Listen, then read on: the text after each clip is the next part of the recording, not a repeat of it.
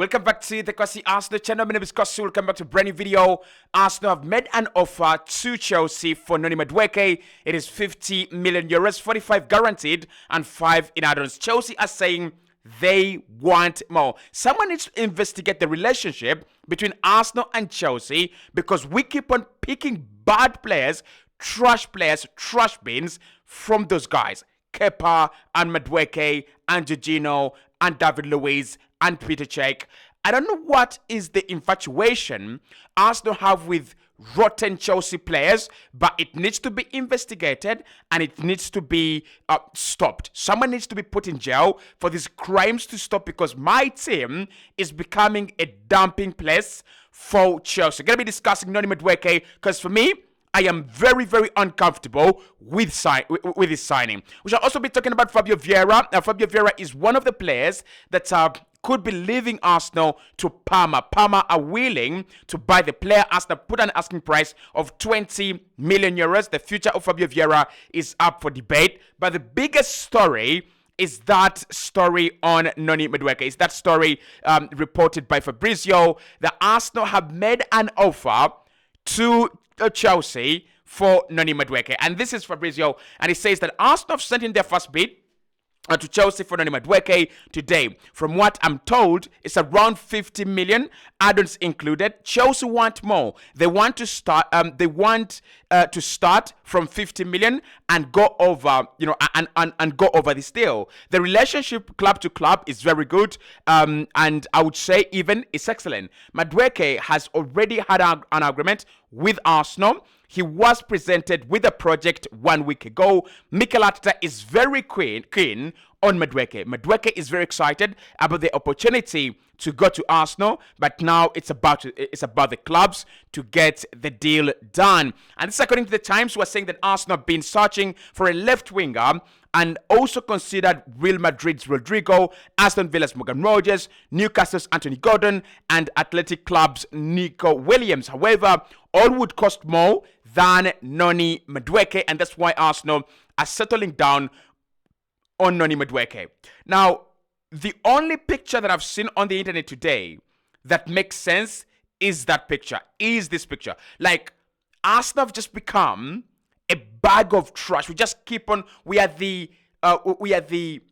garbage collectors at Chelsea. And I don't think we need to be garbage collectors at Chelsea, because you look at the amounts Arsenal are spending on these ridiculous players. What do we really gain? That is the first question I want to ask. What do Arsenal really gain when they sign these players from Chelsea? Like, what is the importance of a Kai Havertz 75 million pound deal from Chelsea to Arsenal? Like, what is the importance of that deal? Because 1 year later, we signed Mikel Merino, and now Declan Rice plays in the position where Kai Havertz was supposed to play. Honestly, Kai Havertz, to be honest, doesn't have a place at Arsenal. That is the truth. He doesn't have a place at Arsenal. And if Arsenal dare sign Eze and sign Victor Gyökeres, Kai Havertz is done at Arsenal. He's done. But that is 75 million euros we wasted on because the manager was feeling his ego. I could turn this guy's career around. No, you can't. No, you can't. You're not going to turn his career around because at Chelsea, he was given enough game time and he was given enough opportunities and he wasn't good enough. It's like us going and buy Darwin Núñez, right? Darwin Núñez is finished in the Premier League and finished at Liverpool, and they're trying to kick him out. That's what we're doing with Chelsea players. They're trying to kick out Madueke. All of a sudden, Arsenal are an option. We shall hear that Arsenal are an option to Mykhailo Mudryk. The moment Chelsea say, we're not going to use Mykhailo Mudryk, don't be surprised for Mikel to say, I can turn his career around. I can change his life around.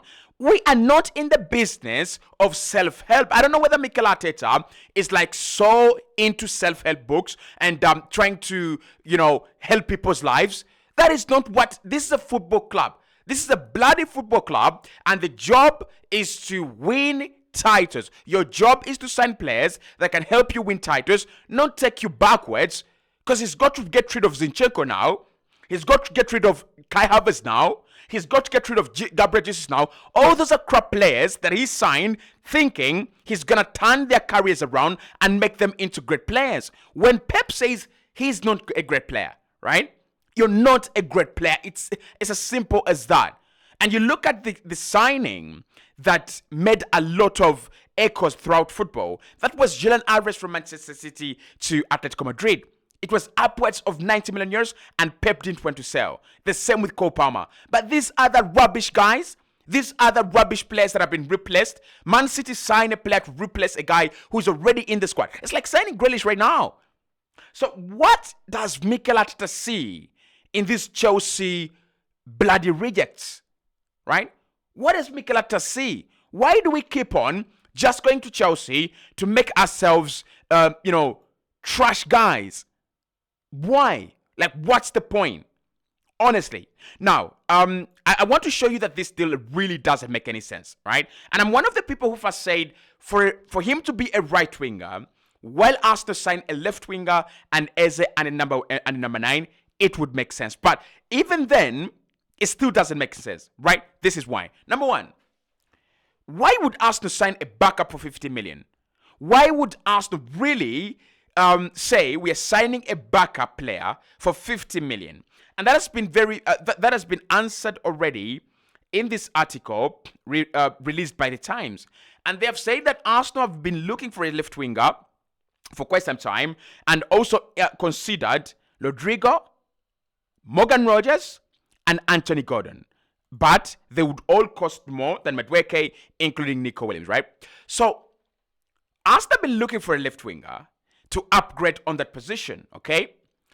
We have two players that are absolutely brilliant, but they need to be upgraded on. That is Trossard and Martinelli. And by the way, I think Trossard is going to leave Arsenal this summer. Because I was watching that Fabregas interview, and he was saying that there are times when you feel the team is not ambitious and serious enough, and as a serious player, you've got to move on.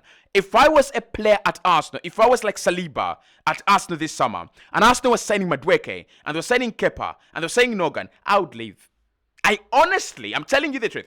Like, if Saka said he's leaving Arsenal for Liverpool, I would support him. If Saliba said he is leaving Arsenal for Madrid, I would support them. Because what is Madueke, Kepa, and Nogard? They're very, very important signings, but those are signings that you could do better. There was Lucien Agume, that much better option than Christian Nogard. Of course, you have so many better options than Kepa, and you have very many better options than Madueke. So I want Arsenal to let me know, and I want anyone to let us know: is Noni Madueke in the same bracket as Rodrigo, Nico Williams, and Anthony Gordon and Morgan Rogers? Is Madueke really in that bracket? Because that is what they're trying to say, right? That's what they're trying to say. They've told us that Arsenal were trying to sign a left winger, and these were their options, but they will all cost more than Noni Madueke. Are those guys in the same bracket? Like, is Anthony Gordon and Rodrigo in the same bracket as Noni Madueke? I want to see the guy who came up with this list. I want to talk to that guy like one-on-one. Why did you go with Noni Madueke as a potential option to Rodrigo and Anthony Gordon? Because it doesn't make any sense. So for 50 million, Arsenal should not lie to us. They're not signing a backup. They're signing a player who they know well is going to be a starter on the left-hand side. That is number one. Number two, Tottenham are signing Mohamed Kudus for 55 million from West Ham. Mohamed Kudus is available for 55 million. If you're looking for a player who can give you right-wing backup vibes and quality left-wing vibes, Mohamed Kudus is one of the best options. Premier League proven, good goal scorer, very creative, rapid and quick, very skillful. What do I need to say about Mohamed Kudus, right? We have talked about Mohamed Kudus from the summer of 2023 when Arsenal signed Raya. And that was the summer when we wanted to sign Mohamed Kudus. And it's a shame that he goes to Tottenham for 55 million. It's an absolute shame. So you're telling me the Arsenal's data team, scouting team didn't see this guy? Like they know nothing. They've never heard of the name Mohamed Kudus. And why didn't we walk in? Because his release clause was 85 bloody million. And somehow Tottenham have managed to eliminate the 30. And we are also paying the same money for Madueke. Madueke was failed to impress on the right-hand side because they said his best place on the pitch is the right-hand side. He has failed to impress on the right-hand side at Chelsea. He's rubbish, total rubbish on the left-hand side. And Chelsea have gone, Pedro Neto, where do you want to play? Left or right? And Neto is like, I could play anywhere, all right? And they're like, okay, let's bring Jamie Gittens and Joao Pedro. Are you telling me that a player who is behind Pedro Neto, Jamie Gittens, and Joao Pedro is the upgrade at Arsenal? Like, I don't believe in witchcraft, but this team is being seriously bewitched.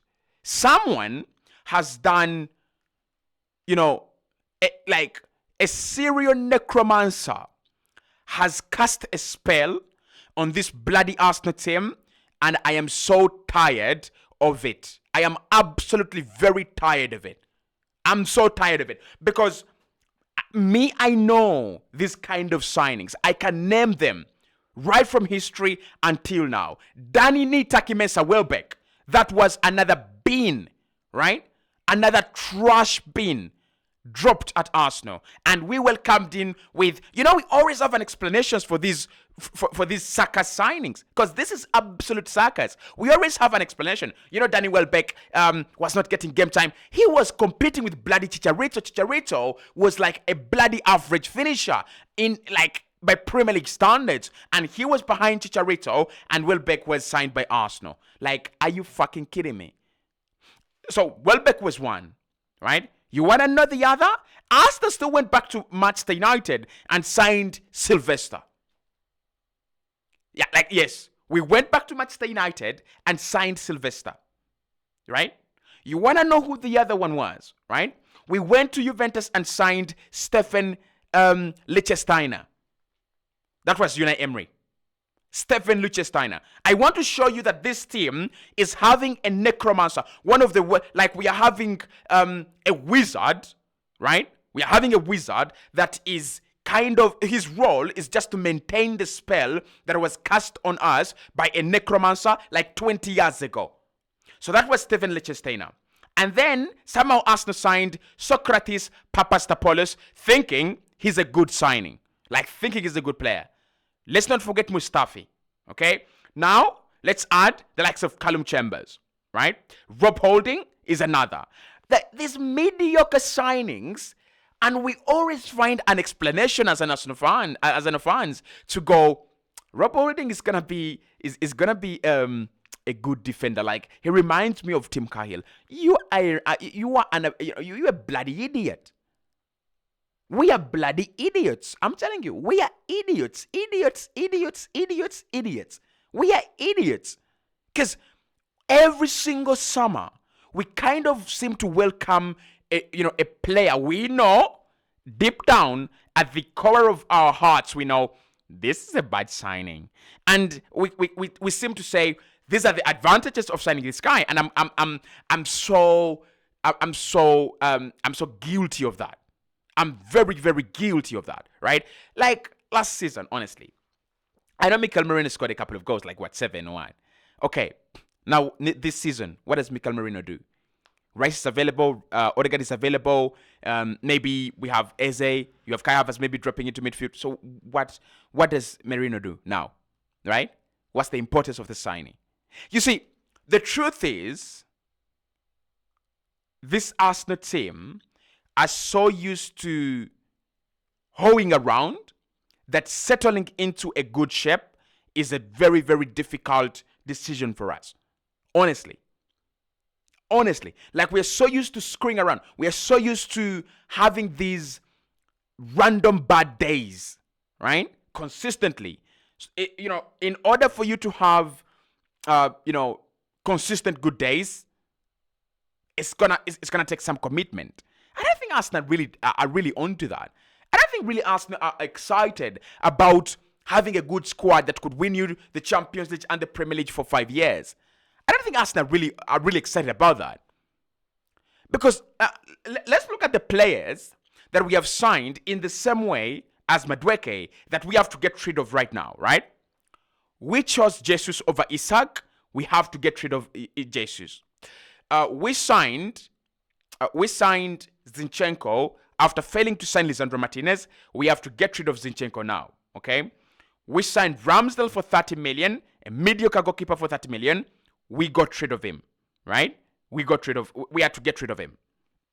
Kai Havertz, 75 million. You've got to get rid of that guy now. You've got to get rid of him. That's the truth. You've got to get rid of him. And then Mikel Merino himself, like next season or the season after that, he's got to go. You've got to get rid of him. So I don't know why I look at a Liverpool and I'm like, Liverpool over the last 5 years, they've had their bad techs, like the Keita. That was a very bad signing. It didn't work out. But you could understand. Keita was not signed from RB Leipzig as a struggling midfielder. He was actually signed as a midfielder in form, one of the young midfielders that had actually, kind of cropped up with this RB Leipzig team, and things didn't work out. But for us, we are going for clearly failed players that are clearly failed. I don't know. I don't know what the infatuation is with this Arsenal team signing these trash players. I don't know, but I'm not even gonna say I hope it works because I know it won't. This is a signing that won't.